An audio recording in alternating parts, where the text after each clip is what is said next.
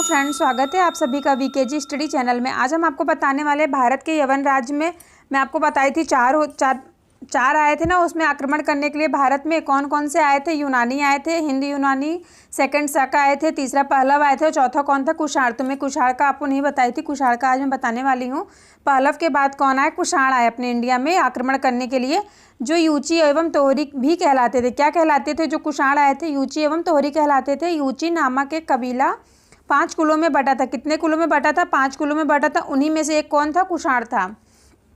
कुषाण वंश के संस्थापक कौन थे? कुजुल कटफिसेस थे, जो कुषाण वंश के संस्थापक थे। इस वंश का सबसे प्रतापी राजा कौन था? कनिष्क था।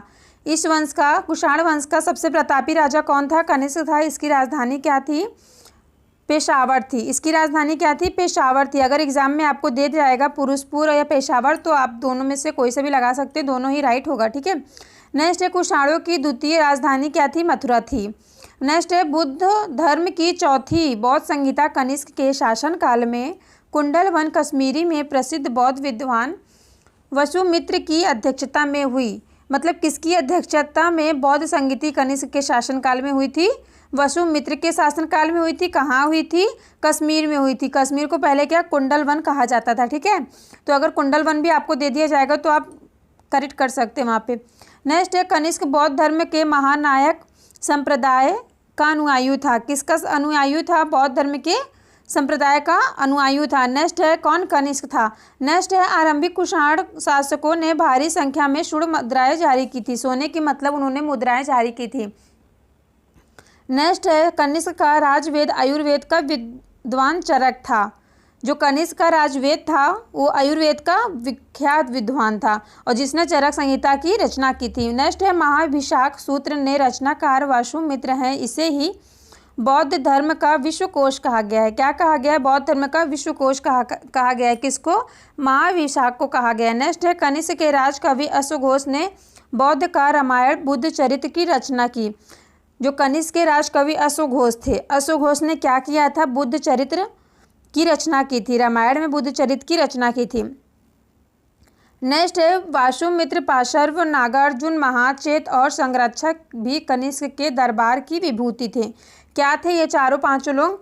दरबार की विभूति थे। कौन? वासुमित्र, पाशर्व, नागार्जुन, महाचेत और संरक्षक क्या थे? कनिष्क के दरबार की विभूति थे पांचों लोग। नेक्स्ट है, भारत का आइंस्टीन किसे कहा जाता है? नागार्जुन को भारत का आइंस्टीन कहा जाता था। कनिष्क की मृत्यु 102 ईसा पूर्व में हो गई थी। कुषाण वंश का अंतिम शासक कौन बना? वासुदेव बना। मतलब कनिष्क के बाद कुषाण वंश का अंतिम शासक कौन बना? वासुदेव बना। कुषाण राजा देवभूत कहलाते थे। मतलब जो कुषाण के राजा थे उनको क्या देवभूत के नाम से जाना जाता था। जैसे आज प्रधानमंत्री ये सब वगैरह वगैरह है ना, इसी हिसाब से वहाँ पहले क्या कहते था? देवपुत्र कहलाते थे। यह उपाधि कहाँ से ली गई थी? चीनियों से ली गई थी। किससे? चीन देश से लिया गया था। नेक्स्ट, रेशम बनाने की तकनीकी का आविष्कार सबसे पहले चीन में हुआ था और इसका मतलब आविष्कार चीन में हुआ था, लेकिन सबसे पहले अपने इसमें कब आया था? कुषाण वंश में आया था। नेक्स्ट, रेशम मार्ग पर नियंत्रण रखने वाले शासकों में सबसे प्रसिद्ध कुषाण कौन सा है? सबसे प्रसिद्ध कुषाण थे। रेशम मार्ग पर नियंत्रण रखने वाले शासकों में सबसे प्रसिद्ध कुषाण थे। कुषाण साम्राज्य में मार्ग पर सुरक्षा का प्रबंध किया जाता था।